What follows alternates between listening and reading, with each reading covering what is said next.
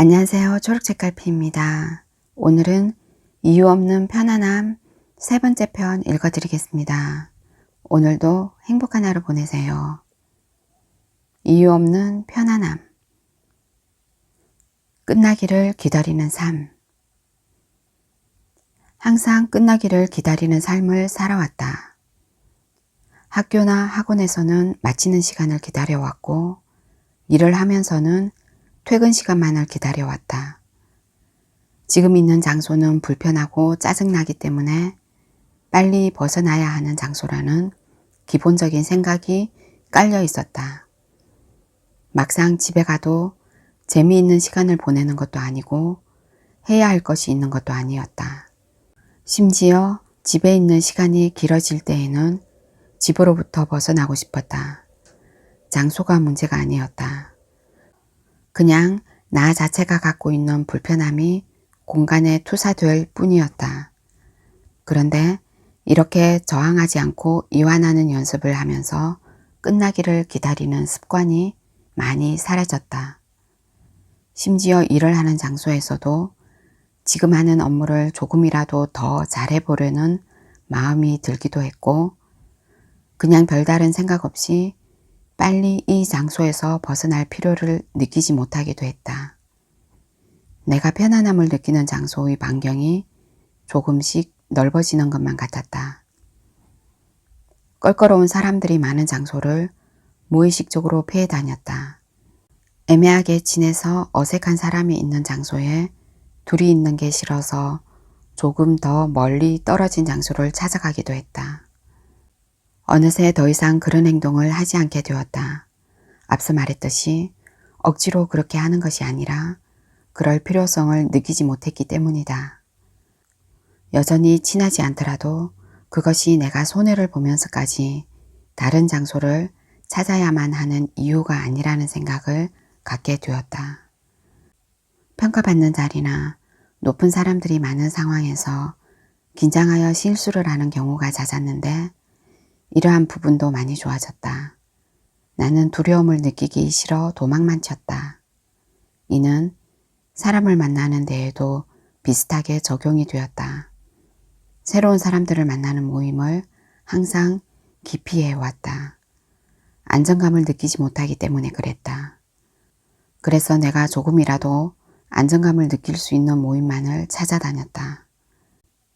내가 조언을 해주는 입장이거나 내가 아는 지식을 강의하는 자리는 좋아했다. 하지만 내가 조금이라도 그들보다 부족하다고 생각되면 자리를 피하거나 나가더라도 끝나기를 기다리는 모임으로만 생각했다. 저항하지 않는 연습은 짓궂은 사람들이 많은 자리나 소위 말하는 꼰대들이 많은 모임에 대한 격렬한 거부 반응을 줄일 수 있었다. 새롭게 체험한 사실은 크게 두 가지인데, 하나는 내가 혼자 생각했던 것만큼 아프지 않았다.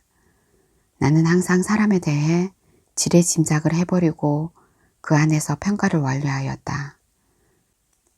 그 사람의 말투 하나, 메신저 프로필 사진 하나를 보고 그 사람에 대해 평가를 끝내버렸고, 그렇기에 이 사람과의 모임은 어차피 이러이러할 것이라는 확신에 차 있었다. 내 선입견은 정말 의미가 없다는 것을 깨닫게 되었다. 두 번째로는 어린 시절부터 학습된 예의가 과도하게 내 안에 배어 있었고, 그로 인해 감정적으로 심한 고생을 하고 있다는 것이었다.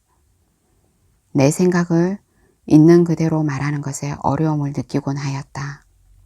내가 참는 게 맞다고 생각해보면 나도 잘못한 것이 있을 거라는 사고방식이 나 자신을 괴롭혔다. 특히 정당하게 무언가를 요구할 수 있는 기회임에도 불구하고 저러한 생각들이 나를 가로막고는 하였다. 내가 받아야 하는 돈에 대한 정당한 요구부터 상대방에게 내 의견을 주장할 수도 있는 여러 상황에서 일단 주춤하는 것이 느껴졌다. 이러한 느낌에 대해서도 저항감을 이완시키는 것이 좋겠다는 생각이 들었다. 그냥 가만히 있자. 괜히 내 의견을 주장했다가 사이가 멀어지면 어떻게 하지? 내 제안에 대해서 기분 언짢게 생각한다면 이라는 생각이 올라오는 상황을 하나 정하고 올라오는 이미지와 감정을 느껴보기 시작했다. 역시 여러 생각이 계속해서 올라왔지만 생각에는 크게 신경을 쓰지 않고 느껴지는 감각에 집중했다. 나 자신에 대해서 화도 많이 났다. 그렇게 쿨하고 센 척을 하며 살아온 나의 실체를 마주하자 슬픔과 분노가 함께 올라오기도 하였다. 정말 아프고 힘들었다. 그냥 다 덮고 유튜브나 넷플릭스를 보고 싶었다. 자극적인 영상을 보고 있는 도중에는 이러한 생각과 감정을 느낄 필요가 없기 때문이다.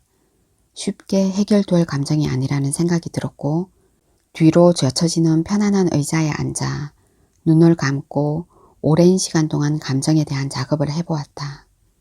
전신에 뭉친 긴장을 이완시켜 나가며 물에 뜨는 것처럼 저항을 멈추었다. 얼마나 시간이 지났을까? 전과는 다르게 생각이 정리된 느낌이 들었다.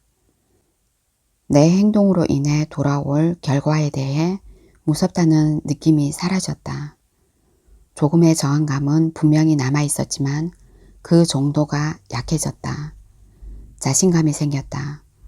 억지로 할 수 있다고 외치며 생기는 자신감과는 무게감이 달랐다. 내 감정을 내가 처리할 수 있다는 것에 대한 자신감이었다. 앞으로 만나게 될 여러 감정들도 이런 방식으로 처리한다면 될 것이라는 확신이 차올랐다. 결과적으로 한번 부딪혀보자는 생각으로 행동에 옮겼다. 내가 느낀 바를 있는 그대로 표현하여 메시지를 보냈다. 억지로 저항감에 가득 찬 상태에서 메시지를 보냈다면 전전긍긍했을 것이다. 내가 오버해서 행동한 것은 아닐까 하는 마음에 지인들에게 조언을 구했을 수도 있다. 나는 그동안 항상 그래왔고 그렇게 더더욱 할 말을 못하는 악순환에 빠진 것이다. 하지만 이번에는 느낌이 조금 달랐다. 절대 나는 트러블을 일으키면 안 된다는 말도 안 되는 생각에서부터 자유로워지자 내 할 말을 했을 뿐이라는 생각이 들었다. 그로 인해 상대방이 나를 좋지 않게 보거나 나에게 화를 낼 수도 있다. 하지만 더 이상 그것이 중요하다고 생각되지 않았다. 갈등은 무조건 피해야 하는 것이다. 이 거짓된 문장 하나로 그동안 잘못된 길을 걷고 있었다. 결과적으로 원하는 것을 얻었지만 그것보다 더 중요한 사실은 내가 할 말을 제대로 주장했다는 것이었다. 만약 내 제안을 상대방이 거절할지라도 그게 중요한 것이 아니었다. 진짜 중요한 것이 무엇인지 생각해보는 계기가 되었다. 대부분의 책이나 강연은 원하는 것을 얻었는지 실패하였는지에 대해 초점을 맞춘다. 여러 화법이나 목소리의 톤을 바꾸어 상대방에게 예스라는 답을 얻어내는 것을 목표로 한다. 제목부터 자극적인데 대부분 실패하지 않는, 거절당하지 않는 식의 제목이 붙어 있다. 정말 중요한 것은 내가 느끼는 자유로움이다. 상대방이 내 제안에 대해 예스를 하던 노를 하던 내가 저항감 없이 내 주장을 할 수 있느냐가 더 중요하다. 상대방의 대답은 내가 조종할 수 있는 것이 아니다. 모두에게서 예스를 받아낼 수 있다고 주장하는 사람은 거짓말을 하고 있는 셈이다. 평소에는 절대 못하는 말들을 꺼내게 되었다. 이 부분에 있어서 아직 갈 길이 많이 남아있지만 지금까지의 변화로도 해방감을 느끼고 있다. 민망하다는 이유로 절대 꺼내지 못하던 말들도 예외가 아니었다. 사랑한다는 말부터 고맙다는 말까지 어색하게나마 먼저 입 밖으로 꺼내고 있는 나를 발견했다. 내가 느끼는 바를 표현할 수 있다는 것이 이렇게 해방감을 주는지 전혀 알지 못했다. 그저 큰 돈을 벌면 삶의 모든 문제가 해결될 것이라고 생각하면서 치열하게 살아왔던 나였다. 급이 다른 수준의 자유로움이었다. 힘들고 지칠 때 주변인들이 나를 무시하고 하대할까 걱정하여 혼자 참지 않고 내 감정과 생각을 표현할 수 있게 되었다. 내 치부를 숨기지 않고 있는 그대로 오픈하는 경우가 많아졌다. 억지로 동정심을 유발하는 등의 목적이 아니라 숨길 필요성을 느끼지 못했다. 내 선입견과는 다르게 오히려 주변에서 많은 기회와 연결시켜 주었다. 힘이 되어주는 사람도 있었고 진솔하게 조언을 건네는 사람들도 있었다. 허세 없이 이야기를 털어놓았다는 것에 반응하는 것 같았다. 이에 대해서 더 구체적인 이야기를 해보려고 한다. 신체적인 저항감을 이완하는 방법.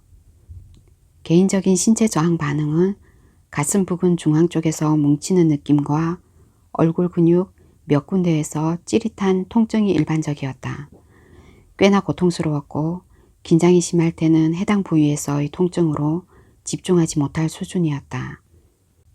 불안함이나 긴장이 몰려올 때는 심장 뛰는 소리가 느껴지며 불쾌한 흥분이 온몸 구석구석에 존재했다. 아무리 내 자신에게 괜찮다고 말을 해도 저항감은 좀처럼 사라지지 않는다. 아니, 대부분의 경우 저항감이 오히려 강화된다. 구석구석 뭉친 신체적인 긴장을 풀고 편안함과 고요함을 만드는 훈련이 필요하다. 세계적으로 가장 유명한 방법은 슐츠 박사의 자율이완법으로 수많은 임상을 거친 부작용 없는 이완 테크닉이다. 해당 테크닉에서는 눈을 감고 편안한 자세에서 나 자신에게 다음과 같은 말을 들려준다. 실제로 말을 하는 것이 아니라 마음으로 속삭인다. 말을 건네는 템포는 빠르지 않고 천천히 말을 건넨다. 이 방법을 소개하려고 한다. 오른팔이 무거워진다 5번. 오른팔이 따뜻해진다 5번. 왼팔이 무거워진다 5번. 왼팔이 따뜻해진다 5번. 오른다리가 무거워진다 5번. 오른다리가 따뜻해진다 5번. 이러한 식으로 팔, 다리부터 시작하여 전신을 이완시키는 훈련을 한다. 이마가 시원해지는 느낌, 복부가 따뜻해지는 느낌까지 화근을 통해 만들어낸다. 어느 정도 숙달이 되면 빠른 시간 안에 전신의 이완을 만들어낼 수 있다. 따뜻함과 무거운 감각은 사람이 편안하게 수면에 취했을 때의 감각으로 이를 인위적으로 유도하는 과정인 셈이다. 나는 이 테크닉이 조금 지루하다고 느꼈고 조금 변형을 해서 사용했다. 눈을 감고 바로 양 팔과 양 다리가 무겁고 따뜻하다 라는 문구로 바꾸었고 이를 5번 정도 천천히 나에게 들려준 뒤에 신체의 긴장이 뭉친 곳에 대해서 3번에서 5번 정도 이완을 유도했다. 나 자신에게 이완 유도문을 들려줄 때 실제로 무겁거나 따뜻한 느낌이 생기지 않아도 무시하고 진행하였다. 그러한 것들에 집착하기 시작하면 제대로 된 이완이 되지 않는다. 화근대로 반응이 오면 오는 대로, 오지 않으면 그것도 그것 나름대로 의미가 있다고 생각했고 횟수를 변경하지 않았다. 팔다리가 따뜻하다고 말하는 파트에서는 평소에 따스한 텀블러를 쥐었을 때의 기억이나 전기장판 속에 발을 넣었을 때의 이미지가 떠오르면서 자연스럽게 유도가 되고는 했다. 팔다리가 무겁다는 화근을 할 때에는 힘이 빠지고 근육이 풀어지는 것 같았다. 나 같은 경우에는 얼굴 근육과 잇몸, 왼쪽 가슴 부근에 긴장이 상당히 뭉쳐 있음을 종종 느꼈다. 어깨에도 긴장이 많아 자세가 구부정하고 보기에 좋지 않다는 말도 자주 들었다. 양팔과 양다리에 따스함과 무거운 감각을 유도한 뒤에는 잇몸과 얼굴 근육에 대해서 이완을 유도했다. 어깨와 가슴 부근도 비슷하게 근육의 긴장을 풀었다. 얼굴 근육에 뭉친 긴장이 편안하게 이완된다. 어깨가 편안하게 이완되고 자세가 바르게 변화한다 와 같은 시기였다. 어느 날은 이완 유도가 잘 되는 날이 있고 또 어떠한 날은 큰 변화를 느끼지 못하는 날도 있다. 마음 먹은 대로 잘 되지 않는 경우에 억지로 이완을 하려고 하면 오히려 스트레스가 생겼다. 여러 번 반복해도 이완될 기미가 보이지 않는다면 그냥 다시 일상으로 돌아왔다. 이러한 방식에 조금 익숙해지자 이완 직후의 현재 상황에 대한 저항감을 받아들이는 확언도 시도해 보았다. 예를 들어 곧 있을 큰 발표를 떠올리고 내가 단상에 오르는 이미지를 그려보는데 불안함과 긴장감이 올라온다면 그 긴장을 이완시키는 작업이다. 거부하던 무언가를 떠올렸을 때 불안함과 신체적인 긴장의 정도가 상당히 낮아졌다. 이완을 진행하면 진행할수록 내가 물이 된다는 느낌이 들었다. 물은 망치로 아무리 내려쳐도 물은 깨지지 않는다. 이렇게 글을 쓴다고 해서 내가 어떠한 상황에서도 정신적으로 흔들리지 않는다는 말을 하고자 하는 것이 아니다. 내가 느낀 비율을 그대로 갖다 쓴 것이다. 그 누구보다 민감하던 내가 조금씩 민감성을 지워나가며 편안함을 느끼는 범주가 넓어지기 시작했다. 누워서 이완을 진행하면 잠에 손쉽게 빠졌다. 쪽잠을 잘 수 있는 기회가 생기면 이완을 유도했고 그때마다 버스에서나 사무실에서 휴식을 즐길 수 있었다. 15분에서 30분의 짧은 시간에도 깊은 숙면을 취하는 경우가 많아졌고 그만큼 생기가 넘쳤다. 사람이 풍기는 분위기와 신체적인 상태는 당연히 주변인들에게 영향을 미치게 된다. 여기서 말하고자 하는 것은 헤어스타일이나 화장, 스타일리시한 옷과 같은 외적인 것을 말하는 것이 아니다.